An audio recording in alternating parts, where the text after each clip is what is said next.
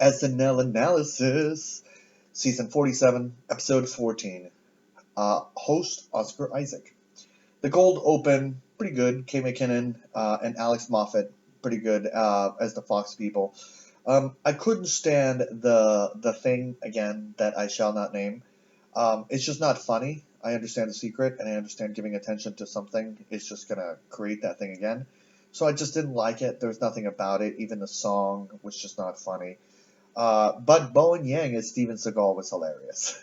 That was absolutely hilarious. Cecily and Mikey were not necessarily that funny. There were a lot of lines that I couldn't necessarily hear. And the song was okay. I think that when you think about these particular skits, you're isolating. First, you got to look at the fans. Like, are people who support this person watching Saturday Night Live? Some of them are. And as they're watching, they're getting turned off. And even within the people that don't support that thing, there's a lot of us that are just exhausted and tired.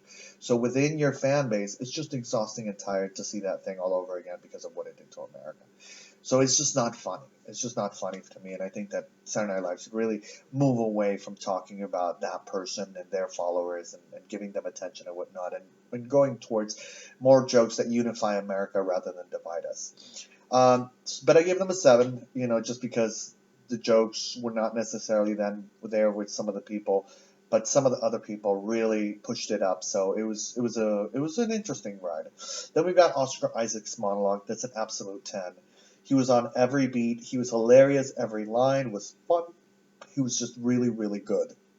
And I hope that he hosts again because especially sometimes when they need to throw in people to help them out and when they can do it on their own, it really, really shows you what they can do, and I believe Oscar Isaac. And as you see in some of the points, it's just absolutely hilarious. So 10 for the monologue. Then we've got Paw Patrol. Paw Patrol was absolutely hilarious, even for people that are not aware of Paw Patrol, and my friend was watching it with. She did not know what Paw Patrol was, but she thought it was hilarious. So it was really a skit that will stand the test of time, especially if someone doesn't know about Paw Patrol. And those are the kind of skits that we need in order to get revenue from YouTube and rewatchings and whatnot. So Paw Patrol was absolutely hilarious, an absolute 10. Oscar Isaac was just on the ball with everything. We don't see Oscar Isaac doing a lot of comedy, but definitely he's showing his chops here right now. Then we've got Chloe, inventing Chloe. It was funny. It was hilarious. It picked up reasonably quick. But then as it petered out, it was pretty funny, but then it started to peter out, so I didn't really necessarily like it. That as much as I think that I should have, so I gave her an 8. Then we've got the HR seminar. The HR seminar was very, very, very funny. Every beat, it was just joke on top of joke on top of joke. It was very funny. The only reason why I give them a 9 is because I don't like the GD word, the G damned. And I think that, again, if we're trying to include more Americans, a lot of people are necessarily offended by those particular words. So maybe taking those particular elements out of it would have given them a 10. Well, definitely would have given them a 10, but they create more unity within America. But I give them a 9. Then we've got dates. So with dates, we've got the physical element of the comedy and what was going on with the skin tags and whatnot. And I thought it was funny. I thought it was hilarious. But I do understand that the physicality of these particular things can be gross, especially with that can be a little. It was kind of funny. I think it can also be very kind of disgusting. Then we've got Weekend Update. Weekend Update was not as funny as I thought I would like it to be, but Kate McKinnon, the jokes were pretty good. They were on point.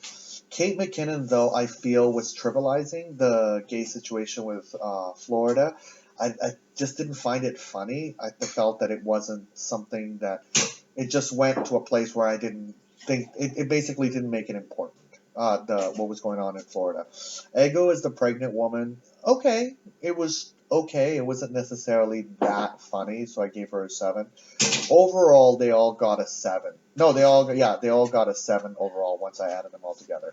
Then we've got Sexual Woman with A.D. Bryant. And by the way, A.D. Bryant has played sexual characters, and I can think of quite a few of them off the top of my head in raps and whatnot. So I think it was kind of interesting that, and I think we've also moved into the point where I think people see AD as a sexual person in general, and people have the hots for AD and the weight issue and whatnot. I think the question was, does it perpetuate that kind of stigma and those kind of things, or does that really happen in SNL? I'm not quite sure, but it wasn't necessarily that funny, flipping back and forth and whatnot. I think Oscar Isaac really brought the most that he could to it, but just the premise itself wasn't that funny. So overall, I gave them a seven. I kind of want to go with six, but overall, I gave them a seven. Then we've got Fix It Yourself.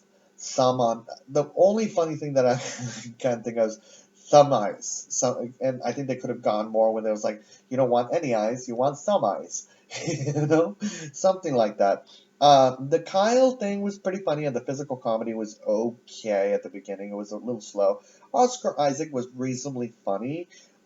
Just the whole accent and everything, and bringing the idea and first time, all that kind of stuff was reasonably funny.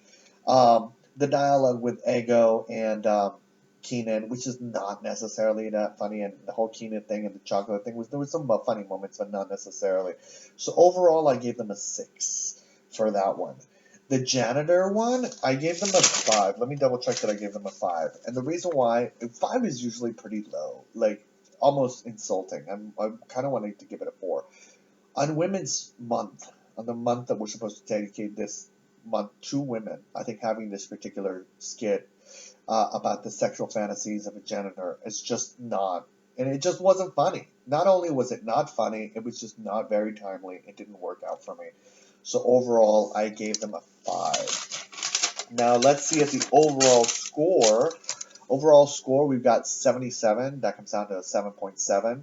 So that is a high B. No, that's a high C. That's another high C. We're climbing up there. We're getting up there, But I think some of the mistakes for me, of course, were maybe look in the language, have it be more palatable to everyone. Again, this is something that everybody's going to see at all different types of times. So having the language being a little bit more palatable. The skin tag, maybe not have it hang out so much. I don't know. Maybe have it be a mole.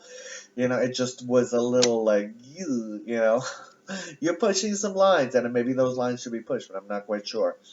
Ego is the pregnant woman. I think Ego hasn't necessarily been completely on for the past two shows. Dare I say it. And I love me some Ego, by the way. I adore Ego. I think maybe some more physical comedy, just pumping up that Ego, going nuts and going crazy, would have helped that particular pregnant woman. Sexual woman, yeah, again, it just, we got to look at the context and where we are and what you want to be rather than feeding where we have been. I'm not quite sure. And I don't know what could have fixed some eyes.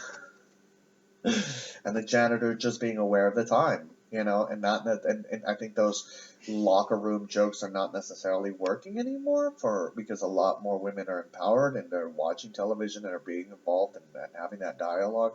So you're making movies or shows for everyone. So all those things. What do you think? Did you like Oscar Isaac's show? What do I think about Oscar Isaac? Do I think he should host again? Yes, I do believe that Oscar Isaac had some really great moments. Anytime you have more than 110 in a moment, especially in your monologue, especially if your monologue is a 10, you definitely need to come back again. So kudos to Oscar Isaac and great job. But yeah, maybe kick it up a notch. I hope it works. I want to wish you all a wonderful, wonderful eternity.